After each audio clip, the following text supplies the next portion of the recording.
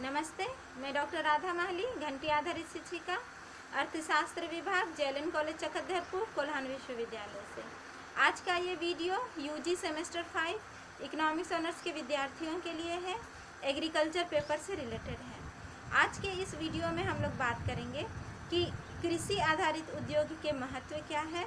और कृषि आधारित उद्योग से संबंधित प्रमुख समस्याएं कौन कौन सी हैं। तो इससे पहले के वीडियो में मैंने आप लोगों को बता दिया था कि कृषि आधारित उद्योग क्या है, उसकी क्यों आवश्यकता है और उसके प्रकार क्या हैं। आज हम लोग बात करते हैं कि कृषि आधारित उद्योग का महत्व क्या है और उससे जुड़ी समस्याएं कौन कौन सी हैं। तो सबसे पहले हम लोग महत्व पर बात करते हैं। तो हम लोग सबसे पहले ये देखेंगे कि कृषि आधारित उद्योग जो है ये मुख्य रूप से कच्चे माल के संगठनकर्ता के रूप में कार्य करता है। यानी कि कृषि से आधारित जो भी उत्पाद होते हैं उन उत्पादों को एकत्रित करना, संगठित करना,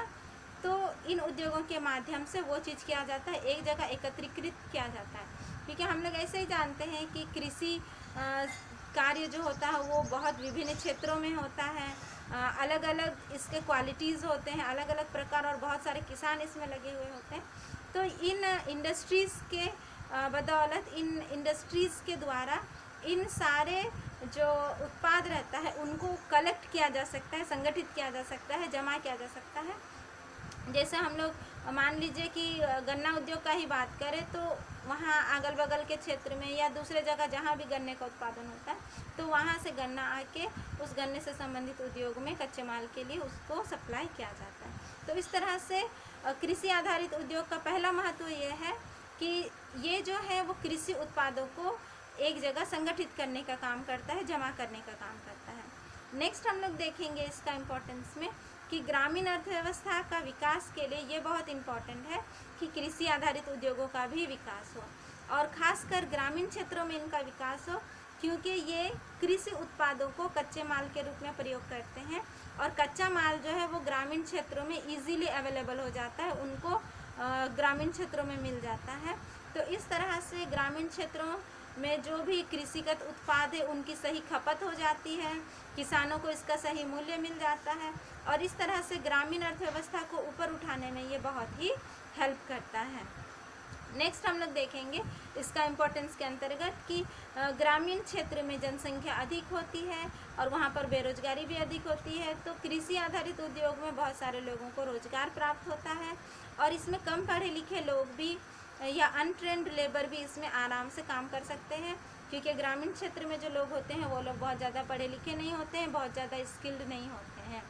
और ग्रामीण क्षेत्र में अगर थोड़ा सा इनको मजदूरी कम भी मिलता है तो भी अपने घर के अगल बगल रहते हुए ये लोग काम कर लेते हैं, इनको सुविधा भी होती है। तो इस तरह से जो कृषि आधारित उद्योग जो होते हैं वो ग्रामीण क्षेत्र के निकट ही स्थापित होते हैं, इसलिए ग्रामीण क्षेत्र में ये बहुत ज़्यादा रोजगार के अवसर सृजित करने में भी काफ़ी सहायक होते हैं। नेक्स्ट हम लोग इसका इम्पोर्टेंस में देखते हैं कि ग्रामीण क्षेत्रों में जब इन उद्योगों को स्थापित किया जाता है तो इससे जुड़े लोगों को रोजगार प्राप्त होता है, उनके आय में वृद्धि होती है, और जब उनके आय में वृद्धि होती है तो उनका स्टैंडर्ड ऑफ लिविंग जो है वो और अच्छा होने लगता है,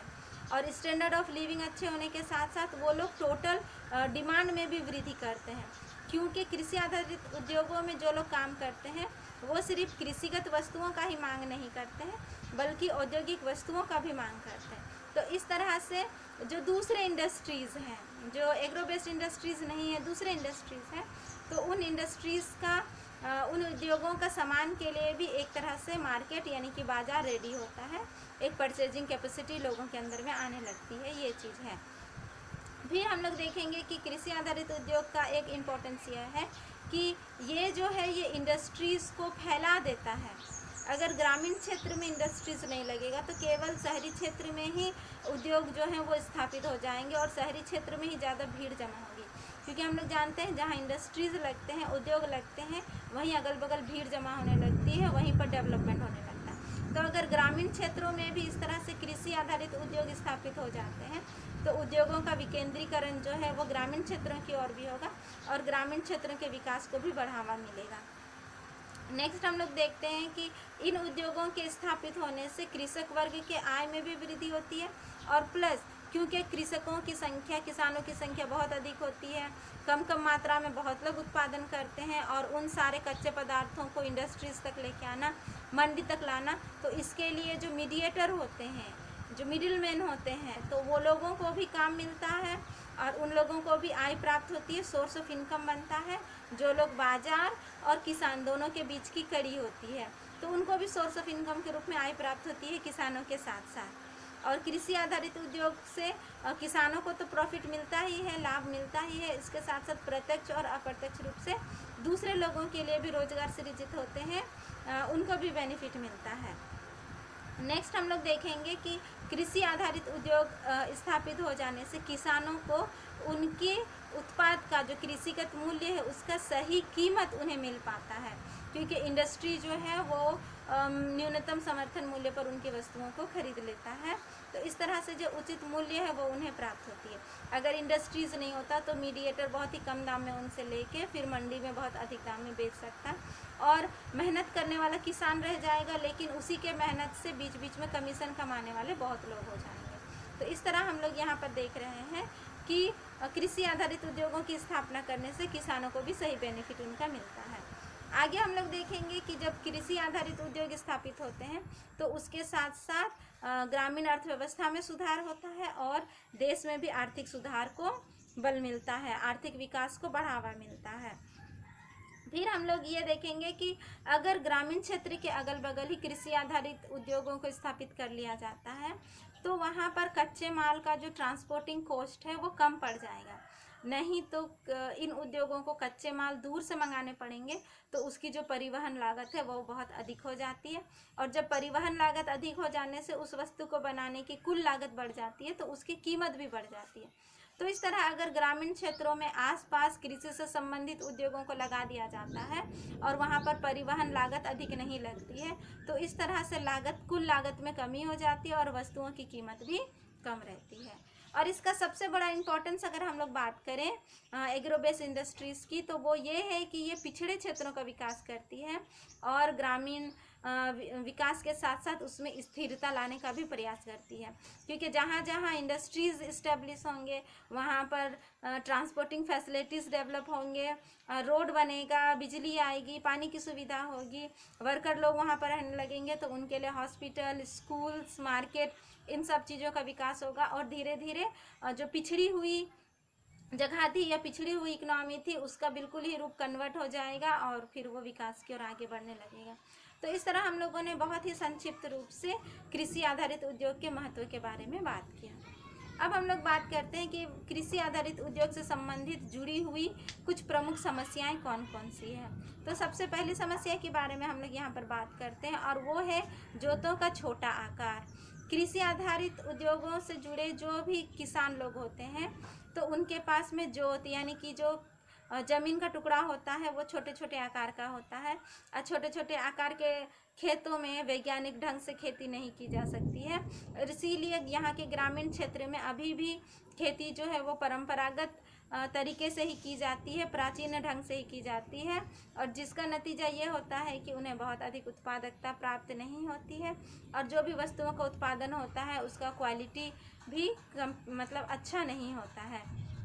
नेक्स्ट हम लोग यहाँ पर बात करते हैं कि मौसमी परिवर्तन। कृषि आधारित उद्योगों के लिए मौसमी परिवर्तन ये बहुत बड़ी समस्या है, क्योंकि भारत के ग्रामीण क्षेत्रों में अभी भी सिंचाई की सुविधाएं बहुत ज़्यादा नहीं पहुंच पाई है। अभी भी कृषि का बहुत बड़ा क्षेत्र जो है वो वर्षा पर ही निर्भर रहता है, मौसम पर ही निर्भर रहता है। अगर सही समय में बारिश हुई तो फसल अच्छी होती है और सही समय में अगर बारिश नहीं हुई तो फसल भी अच्छी नहीं होती है। तो इस तरह से यहाँ की जो फसल है वो एक मौसम के साथ जुआ के रूप में होता है। तो अगर कच्चा माल ही सही समय पर सफिशिएंट नहीं मिल पाएगा तो फिर जो एग्रो बेस्ड इंडस्ट्रीज़ होती है उन्हें बहुत सारी परेशानियों का सामना करना पड़ जाता है। तो ये भी उसकी एक बड़ी समस्या है। नेक्स्ट हम लोग देखेंगे कि जो परिवर्तनशीलता है, परिवर्तनशीलता इन द सेंस जो भी एग्रीकल्चर प्रोडक्ट है